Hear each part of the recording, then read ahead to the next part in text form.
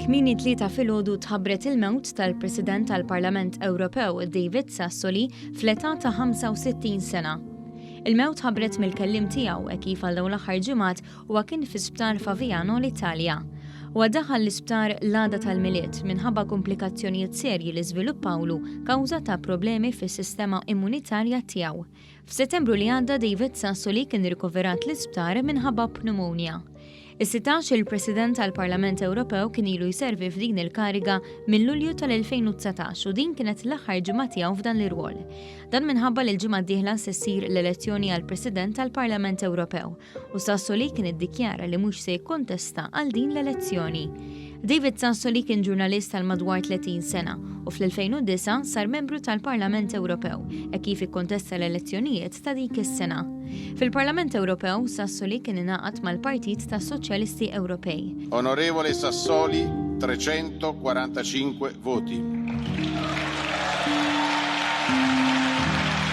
Meta fl-2019 Sassoli kien ġie elett President tal-Parlament Ewropew, fl-ewwel diskors tiegħu f'dan l-irwol kien tkellem dwar l-estremiżmu tan-nazzjonaliżmu. Sassoli kien appella wkoll biex isiru riformi fil-politika tal-immigrazzjoni fl-Ewropa. Care colleghi e cari colleghi, l'Europa ha ancora molto da dire se noi e voi sapremo dirlo insieme. Se sapremo mettere le ragioni della lotta politica al servizio dei nostri cittadini, se il Parlamento ascolterà i loro desideri, le loro paure, anche la loro rabbia, ma soprattutto le loro necessità. Kienu bosta dawk li selmu l-memorja ta' David Sassoli. F'messaġġ li għamlet il-President tal-Kummissjoni Ewropea Ursula von der Leyen qalet kif dinja ġurnata ta' niket tal-Unjoni Ewropea u kif Sassoli dejjem ried Unjoni Ewropea maquda. Today is a sad day for Europe. Our union loses a passionate European, a sincere Democrat, and a good man. David Sassoli was a man of deep faith and strong convictions. Everyone loved his smile and his kindness. Il-President tal-Kunsill Ewropew Charles Michel qal kif Sassoli kien Ewropew mill-aqwa u sellem il-memorja tiegħu. Il-President ta' Malta Dr. George Vella qal kif huwa jinsab imnikked b'din l-aħbar u jispera li l-ħidma tiegħu għad-demokrazija u l-paċi ma tintesa' qatt.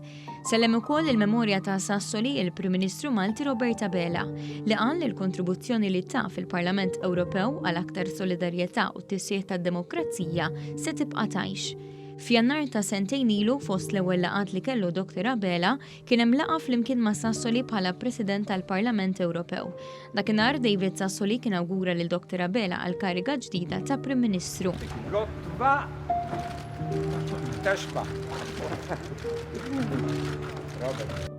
F'Marzu tas-sena li għaddiet, Roberta Bela u David Sassoli kellhom laqgħa b'mod virtwali fejn il-President tal-Parlament Ewropew faħħar ir-riformi bla preċedent fil-qasam ġudizzjarju f'pajjiżna.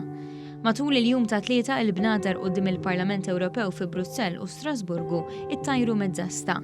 Dan sar ukoll barra l-binja tal-Kummissjoni Ewropea u l-Kunsill Ewropew.